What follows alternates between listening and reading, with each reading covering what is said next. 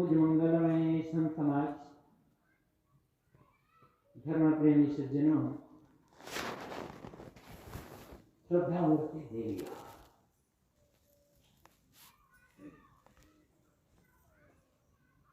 अभी दिनेंद्र जी द्वारा लिखित कहानियों की 2 पुस्तकों का विमोचन हुआ। जब आदमी कोई नया मकान बनाता है, नई दुकानें खोलता है, नई फैक्ट्री चालू करता है, तो कुछ और ऐसी नई चीज होती है तो उसका उद्घाटन किया जाता है। उद्घाटन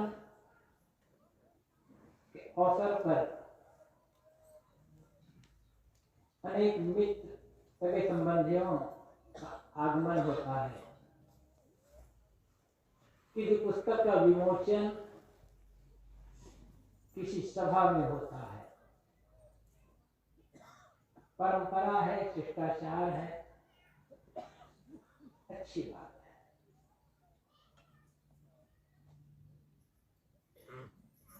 हम और आप लोगों ने अनेक पुस्तकों के विमोचन का कार्यक्रम देखा होगा। अनेक मकान, दुकान, फैक्ट्री आदि के उद्घाटन का कार्यक्रम देखा ही नहीं होगा। उस कार्यक्रम में अनेक बार सम्मिलित भी हुए होंगे, किंतु एक ऐसी चीज जिसका विमोचन आज तक न हम कर पाए हैं और न जिसका उद्घाटन हम आज तक कर पाए हैं।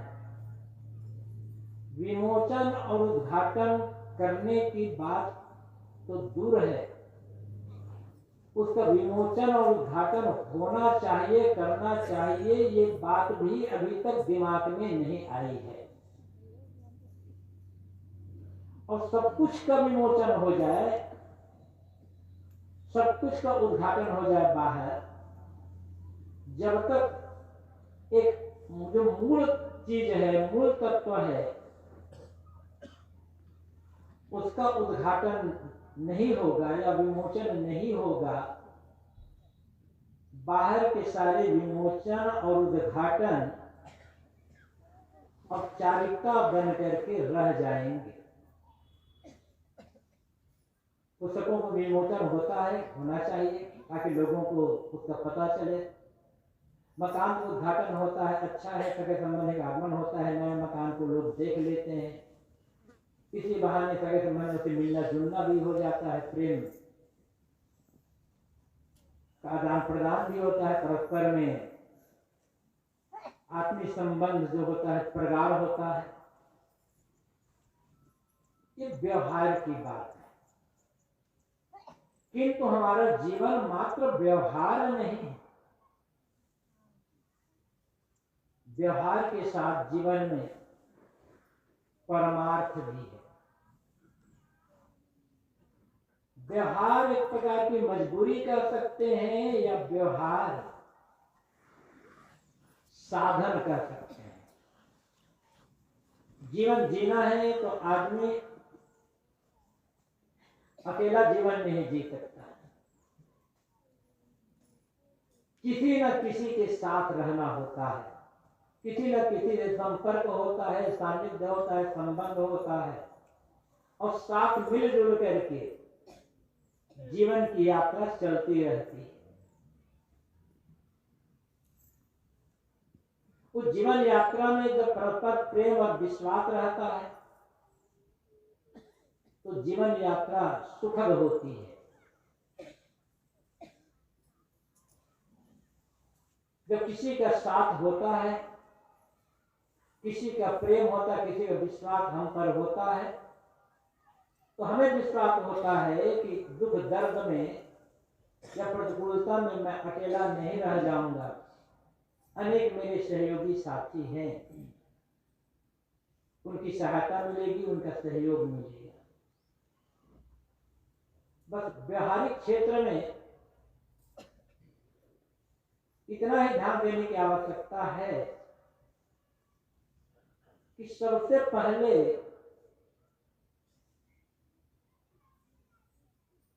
शुरुआत हम अपनी ओर से करें, दूसरों से अपने लिए जो हम चाहते हैं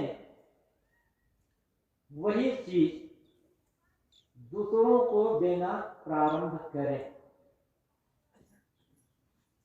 और दूसरों से अपने लिए जो हम नहीं चाहते हैं वह देना सर्वथा बंद कर दें। आदमी अपने लिए क्या क्या चाहता है किसी को बताने की आवश्यकता नहीं है,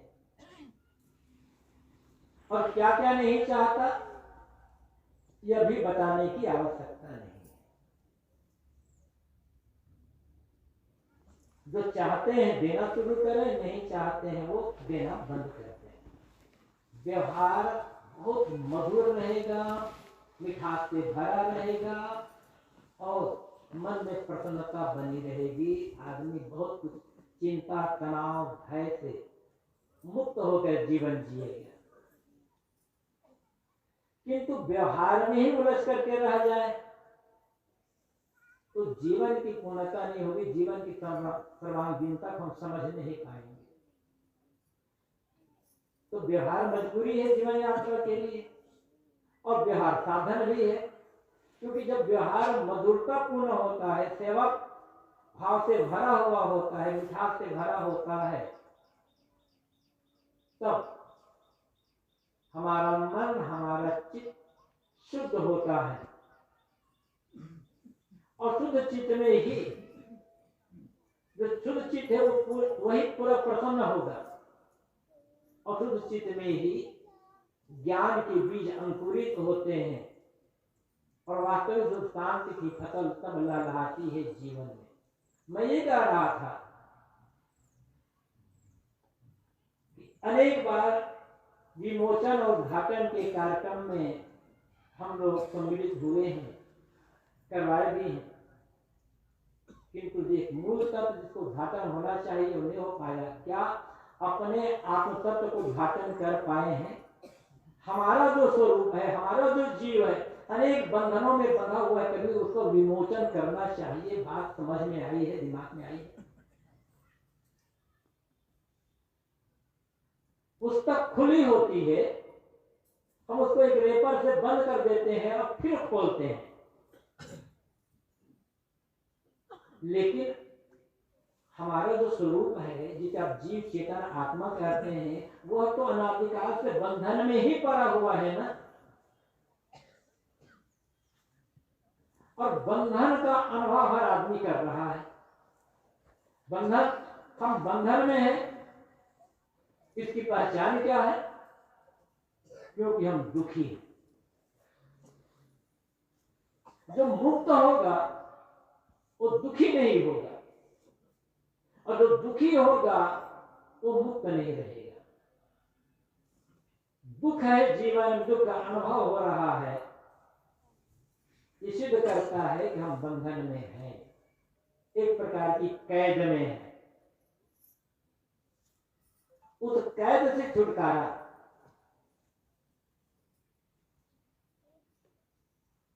कैसे होगा? बड़े उसका उद्घाटन करना होगा। इसलिए कबीर साहब ने कहा है, घूंघट का पट खोल रहे तो क्यों मिलेंगे।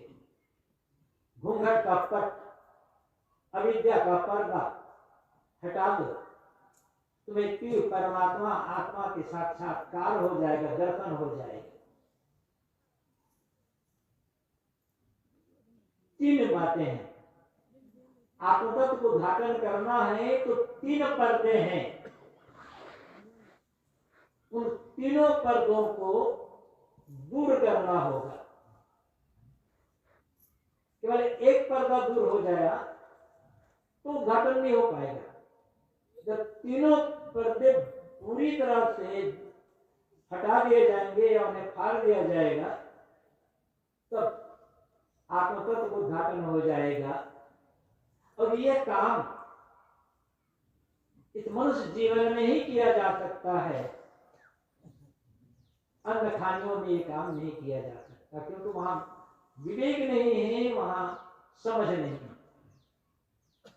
वे तीन पर्दे क्या है जिनमें हमारा आत्मा, हमारा स्वरूप, हमारा जीव ढका हुआ है,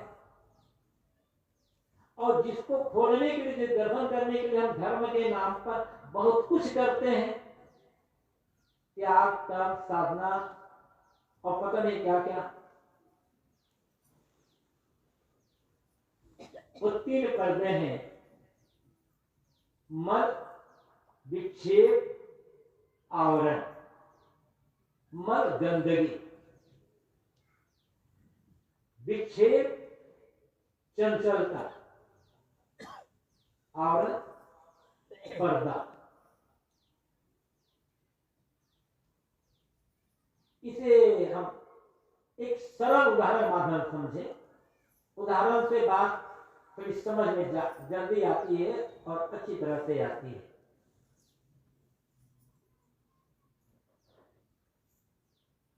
जैसे एक तालाब है, तालाब में पानी भरा है, पानी एकदम स्वच्छ निर्मल, इतना निर्मल है पानी, इतना स्वच्छ है कि एक सिक्का भी नीचे डाल दो तो 8-10 फीट की गहराई से वो सिक्का बिल्कुल साफ दिखाई पड़ जाता है। सामने हम खड़े होते हैं पानी पास जाकर के पास में, तो हमारा प्रतिबिंब एकदम स्पष्ट दिखाई पड़ता है, साफ दिखाई पड़ता है। अब थोड़ा कल्पना करें, जोरों की बरसात हुई,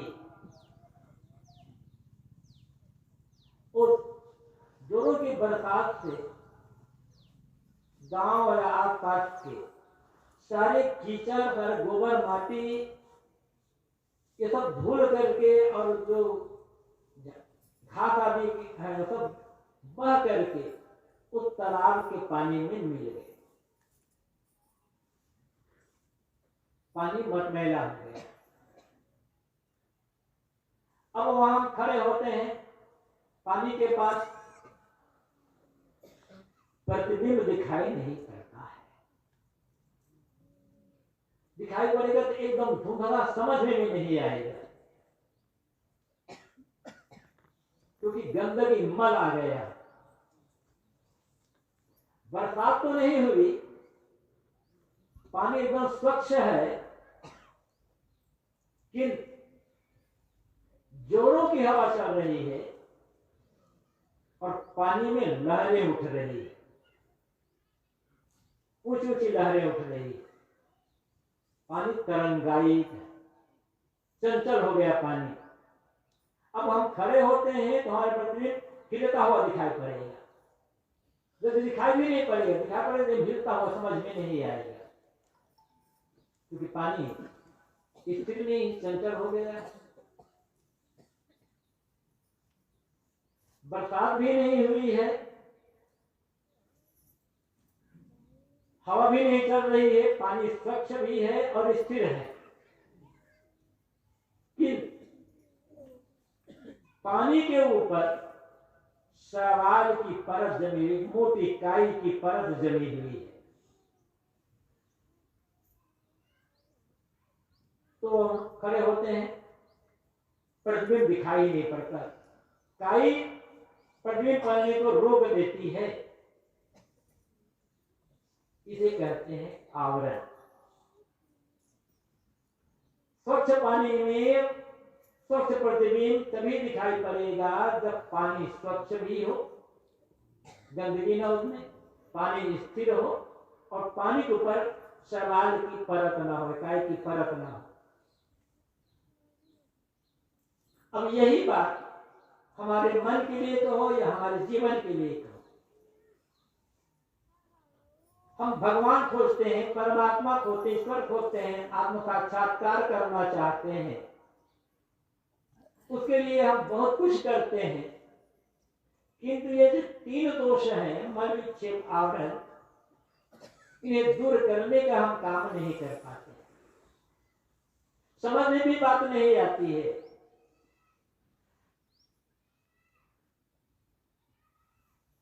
तो ये मन में जो 3 पर्दे हैं मन के, या ये 3 दोष हैं, वे हैं क्या?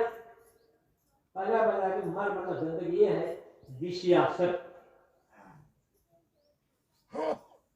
शब्द, स्पर्श, रूप, रस, गंध, ये 5 विषय हैं।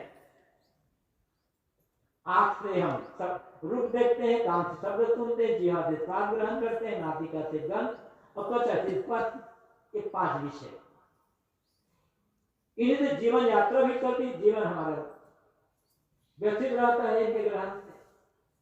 आसक्ति क्या है? किसी चीज में मन का बिल्कुल बंध जाना, बार बार मन का उसी की तरफ दौड़ना, उसी का ख्याल करते रहना, और ये लगे कि उसके बिना जीवन बेकार। आसक्ति, अलग अलग आसक्ति होती, किसी एक ही प्रकार की आसक्ति नहीं होती। और आसक्त आदमी को कमजोर बना देती है। बड़ी बड़ी आसक्ति है नहीं, छोटी से छोटी। अब देखो, उदाहरण के लिए समझ ले कि आसक्ति कहो या आदत कहो, आदत और आसक्ति में थोड़ा अंतर है, लेकिन दोनों कहीं के मिल भी जाते हैं। कि आसक्ति आदत आदमी को कैसे कमजोर बनाती है? तंबाकू या बीड़ी में रखा क्या है? एकदम तुच्छ गंदी चीज,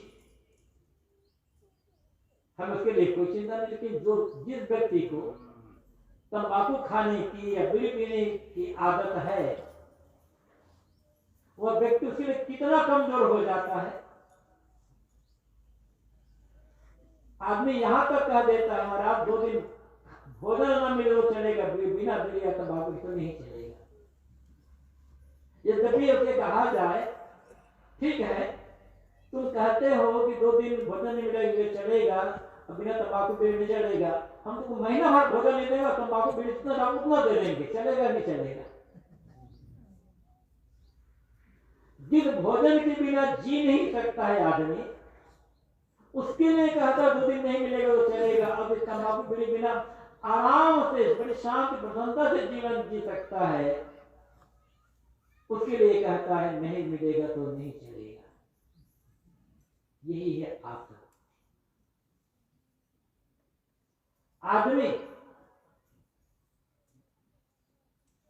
भोजन नहीं मांगेगा दूसरे के घर, क्योंकि भोजन क्यों मांगूंगा? मैं भिखारी थोड़े कमा करके खाता हूं। भोजन नहीं मांगेगा, लेकिन कहेगा भैया बीड़ी दोगे क्या? नौकर से नहीं मांगेगा, छोटी जात से नहीं मांगेगा। तो कितना ये बीड़ी तंबाकू आदमी को भीख मांगना सिखा देते हैं, और आदमी को हाथ फैलाना सिखा देते हैं। यही है आदत, आसक्ति। खाने बैठे और अमुक चीज नहीं मिली खाने में, परेशान हो गए। ऐसी सब्जी, ऐसे दाल, ऐसे चावल, ऐसे ये। एक दिन नमक कम हो गया चावल सब्जी में, परेशान। अरे एक दिन नमक नहीं खाओगे सब्जी में, बिना नमक सब्जी खा लोगे, कुछ नुकसान नहीं होगा, लेकिन उसके लिए परेशान हो गए। ठीक है, नमक खाने की आदत है। मेरा कहने का मतलब यह है कि किसी भी चीज में अपने को इतना ना बांध लें कि चीज बड़ी हो जाए और आप छोटे हो जाए। कभी यह न कहा करें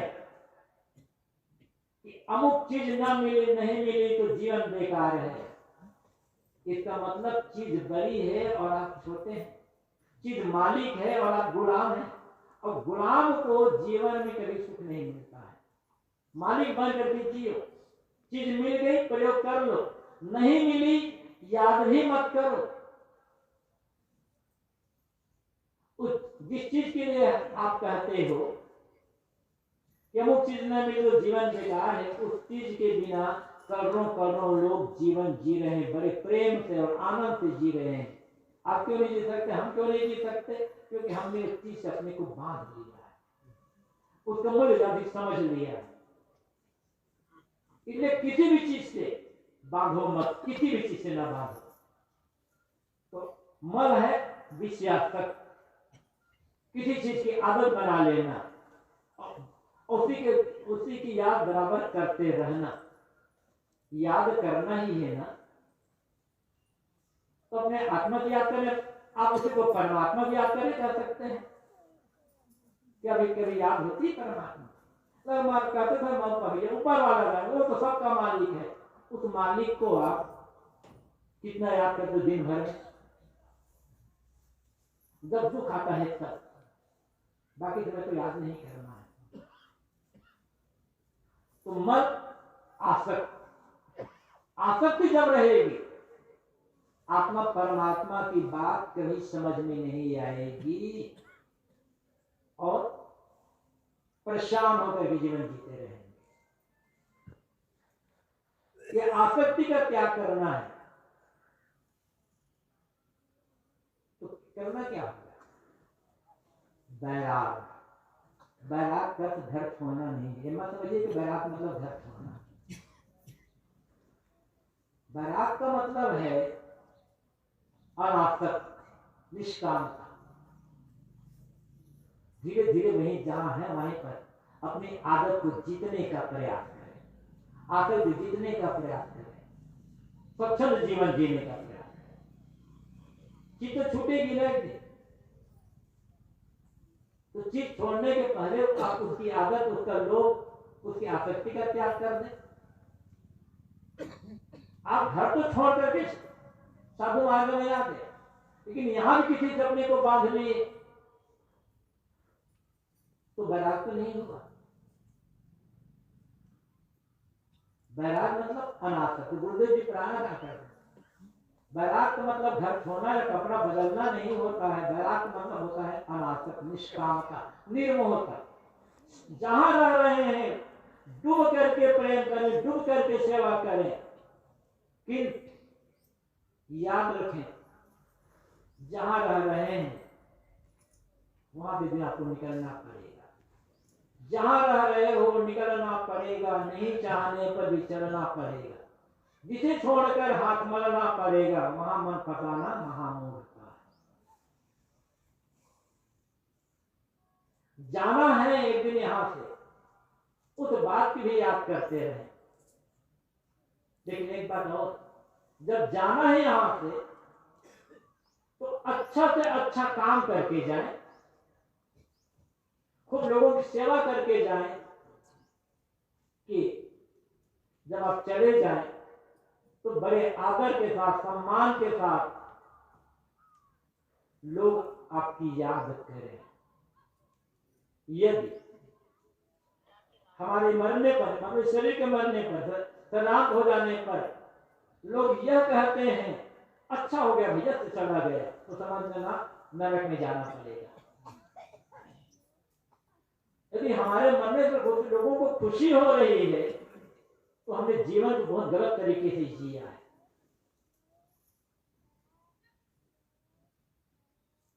याद तो सबको करें। यहाँ जितने लोग बैठे हुए हैं, इधर देवियां बैठी हुई है, सबसे सब सोच लें, हम और आप जो ऊपर बैठे नीचे बैठे हैं, जाना तो है। जाने के आज जो जीवन में व्यवहार हो रहा है,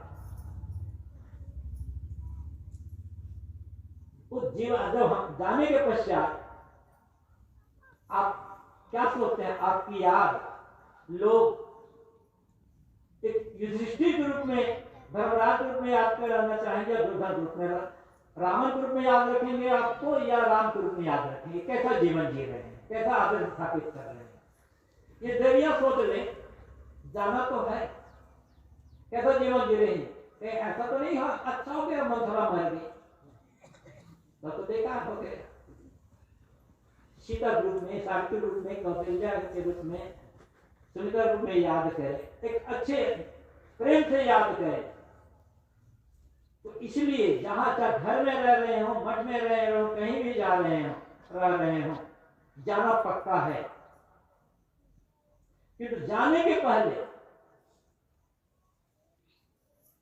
अपना व्यवहार इतना प्रेम पूर्ण, आदर पूर्ण, सेवा पूर्ण बनाए, लोगों के लिए भलाई का काम कर लें कि जब चले जाएं तो आदर सम्मान और श्रद्धा से याद करें, तो ये मानव जीवन पाना सार्थक हो जाएगा। और ऐसा कार्य करने के लिए आपको बैराग करना होगा। बैराग मतलब लोभ का, लालच का, ईर्ष्या का, द्वेष का, घृणा का, विरोध का, क्रोध का और मन के अनेक जो विकार हैं, इन सब का त्याग करना होगा।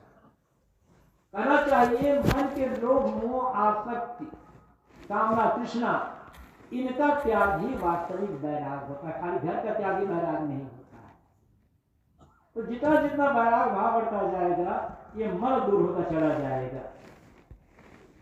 दूसरी बात,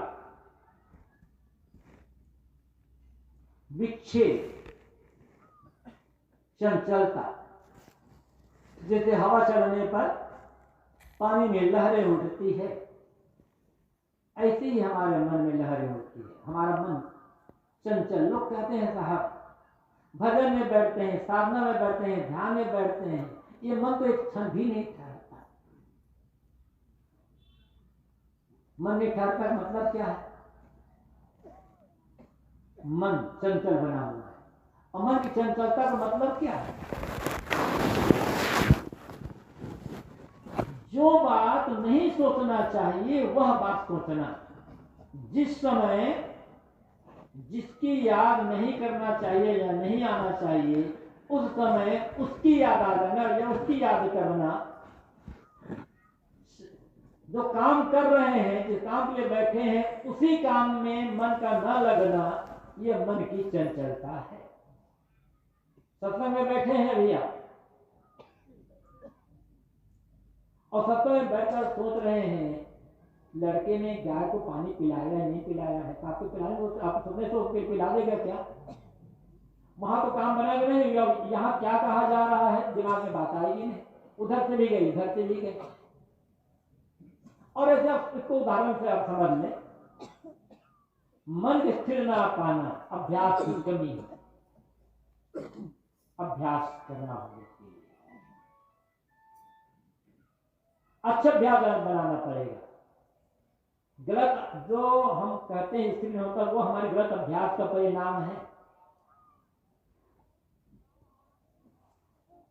इसलिए कबीर साहब ने कहा, तन से काम मन से राम, कहे कबीर शरीर दो काम।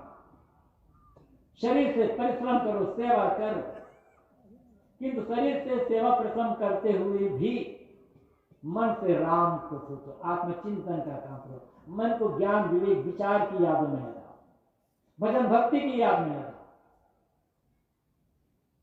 इसी छत्तीसगढ़ की एक देवी कहती थी, साहब पहले मेरा मन बहुत चलता रहता था, एकदम परेशान करता था, कभी रुकता ही नहीं, पर मैं परेशान रहती थी। लेकिन धीरे धीरे जब संतोष संगति की पुस्तक पढ़ा तो समय बात आई, तो कह रही थी मैं जो भी काम करती हूँ, किचन में भोजन बनाती हूँ, झाड़ू लगाती हूँ, पोछा लगाती हूँ, बर्तन साफ करके कोई काम करती हूँ, तो मैं हल्की आवाज में कोई भजन, कोई साखी गुनगुनाती हूँ। गुनगुनाने मतलब है हल्की आवाज में गाना, मतलब बहुत तेज भी ना हो और एकदम मौन भी ना हो। गुनगुनाने मतलब है हम या तो हम सुन सके या हमारे बगल बगल आप लोग दूर जितना बैठो लोग ना सुन सके। गुनगुनाना, और कहते जब से मैंने गुनगुनाना सुना शुरू किया अब मेरा मन जो भागता था यहाँ वहाँ बेकार बेकार बातें सोचता था और सोचना बंद हो गया। अब मैं बहुत खुश हूँ। और एक बात और याद रखना, ये जो मानव जीवन मिला ना हमें जीवन, ये जीवन मिला गुनगुनाने के लिए, गुनगुनाने के लिए नहीं मिला है। और हम लोग गुनगुनाते रह जाते हैं, गुनगुनाना तो बंद ही हो चुका है ना। गुनगुनाना जीवन की हार है और गुनगुनाना जीत है। गुनगुनाना तो बन गई है, बन गए है आदत, गुनगुनाना का आदत बनाना है। तो जब अभ्यास, अच्छे अभ्यास, बात चल रही है मन की चंचलता पर, ये मन की जो चंचलता विक्षेप है, अगर मन चंचल है तो आत्मबोध कैसे होगा, आत्म साक्षात्कार कैसे होगा, ध्यान में मन लगेगा कैसे, भजन में मन लगेगा कैसे, तो आत्म को उद्घाटन कैसे हो पाएगा। इसलिए अच्छी आदत बनाए, अच्छा अभ्यास बनाना होगा। और यह अभ्यास एक दिन दो दिन में नहीं बनेगा, लंबे समय तक, वो भी बड़े प्रेम के साथ, श्रद्धा के साथ करना होगा। जरा ख्याल कर लो, हमारा जब पहली बार विद्यालय गए होंगे पढ़ने के लिए तो कलम पकड़ना भी नहीं आता। 2-4 दिन अभ्यास करते करते सब कलम पकड़ना है। कलम पकड़ना आ गया तो लिखना भी नहीं आता था, लिखते थे कुछ हाथ पे हाथ चला जाता। लेकिन अभ्यास करते करते अब ऐसा हो गया कि आंख बंद करके भी साइन करना पड़े तो हम लोग साइन कर लेंगे। कैसे हुआ? अभ्यास, करत करत अभ्यास के जन्मति हो तो सुजान, रसरी आवाज जाति सिर पर निशान, ये सब जानते हैं। तो अच्छे अभ्यास, अच्छी आदत से मन की चंचलता दूर होगी। अगर मन की चंचलता दूर होगी तो ध्यान में मन लगेगा, अब तब आत्म साक्षात्कार और आत्म उद्घाटन होता है। तीसरी बात है आवरण।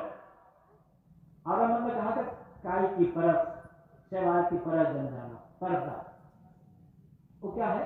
अज्ञान। मैं शरीर हूं, ये शरीर मेरा है।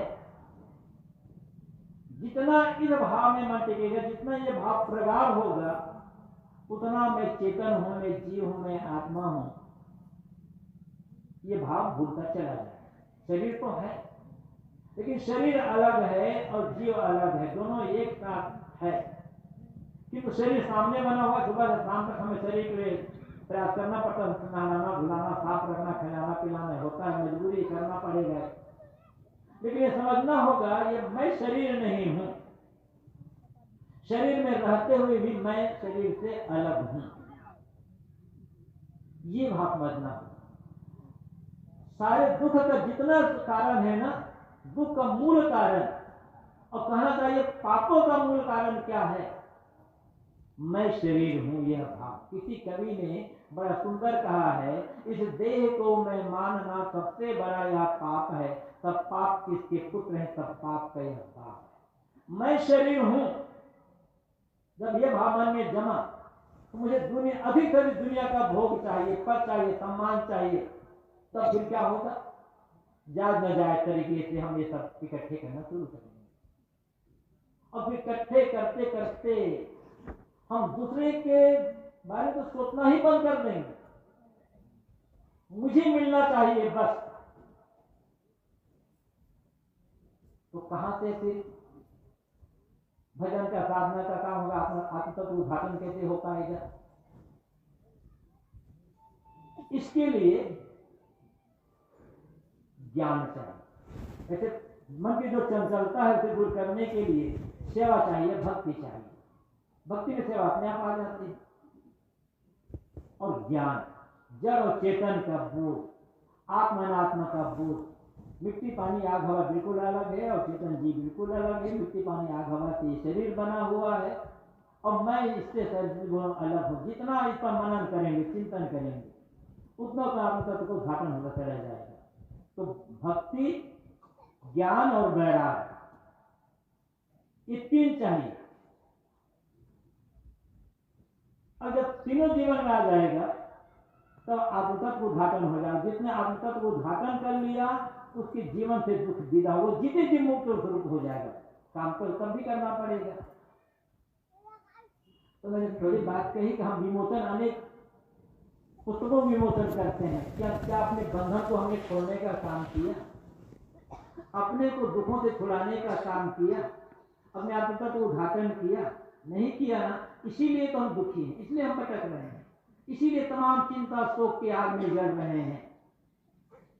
दुनिया का जो काम है, खेती नौकरी व्यापार आदि करना, ये मजबूरी है, उद्देश्य नहीं है। क्योंकि जीवन जीना है, खाना पीना, इसलिए मजबूरी ही। और परिवार का भरण पोषण जिम्मेदारी है, लेकिन उद्देश्य क्या है? आत्मकल्याण, आत्मोत्थान, आत्मोन्नति। और इसी के लिए चाहिए भक्ति, ज्ञान और वैराग। भक्ति समर्पण, ज्ञान तथ्य बोध और वैराग जो जो दुखदायी है। सीधे हम वैराग को हमें कहें तो क्या कहते हैं? जो जो जो कर्म, जो विचार, जो भाव, जो व्यवहार, जो खान पान अंतिम में दुख का कारण बन जाए, उन सब का त्याग कर देना और कहीं अपने मन को न बांधना, ये वैराग। दुनिया छोड़ने का मतलब नहीं। कहते महात्मा दुनिया छोड़ दिए, दुनिया छोड़ करके कहाँ चले गए? आकाश पर है तो दुनिया में।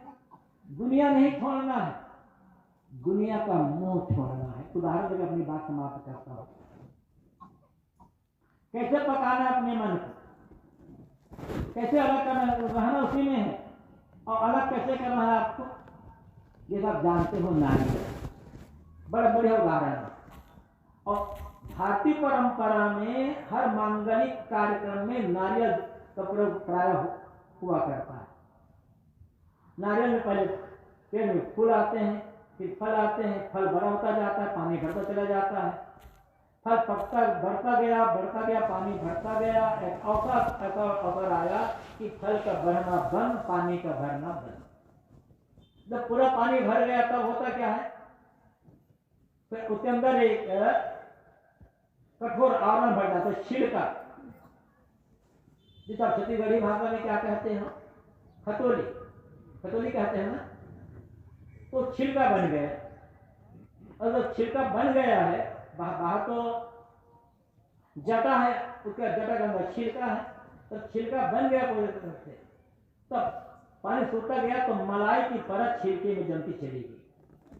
पानी सूखता गया, मलाई की परत जमते जमते पूरी परत जम गई, लेकिन मलाई परत गीली है, नारियल में पानी भरा है। अब जो गीला नारियल है, जिसमें नारियल जो है वो बन चुका है लेकिन कच्चा है, उस गले नारियल हम तोड़ते तो क्या होता है? नारियल की जो गरी है अंदर वो टूट टूट कर निकलती है, छिलके से चिपक करके निकलती है और पानी निकलता है। किंतु उसी नारियल को पेड़ में पकने दे और पकते पकते पानी पूरा का पूरा सूख गया।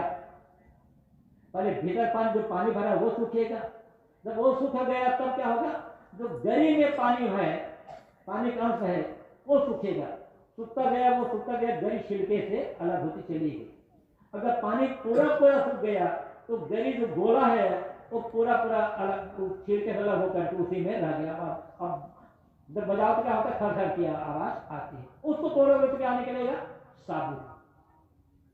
इसी प्रकार घर में रहे, दुनिया में रहे, क्या होता है? रहते रहते चाहे दुनियादारी का, राग रंग का, मोह माया का पानी भरा हुआ, उसी में सेवा से, भक्ति से, ध्यान से, चिंतन से, भजन से अपने मन के पानी को सुखाते जाए। और यदि सुखाया नहीं तो अंतिम में टूट कर, हाय मेरा ये छूट रहा है, हाय मेरा वो छूट रहा है। नारद जब गिला नार थोड़ा पानी निकालता है ना, तो रोते तो दुनिया में विदा होना पड़ेगा।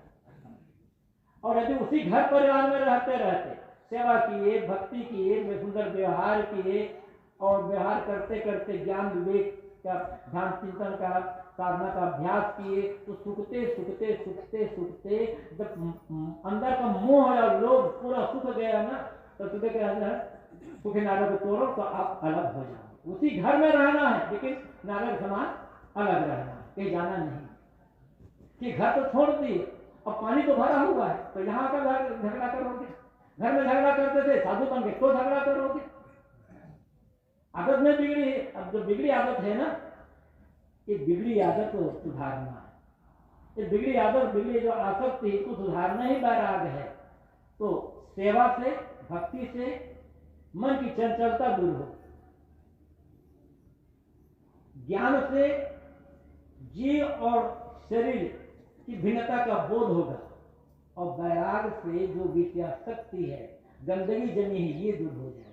जब तीनों दूर हो गए, जब भक्ति ज्ञान वैराग जीवन में आ गए, तब आत्मतत्व को उद्घाटन हो जाएगा, और इसी जीवन में हम कल्याण का काम कर सकते हैं। इसी के लिए संतों की संगति, सत्संग और भजन की आवश्यकता होती है। आप सब सौभाग्यशाली हैं जो आपके मन में सेवा, भक्ति, भजन और सत्संग के लिए प्रेम है, श्रद्धा है। इस श्रद्धा प्रेम को बना करके रखें, और ऐसा करते करते धीरे धीरे अपने मन को पकाते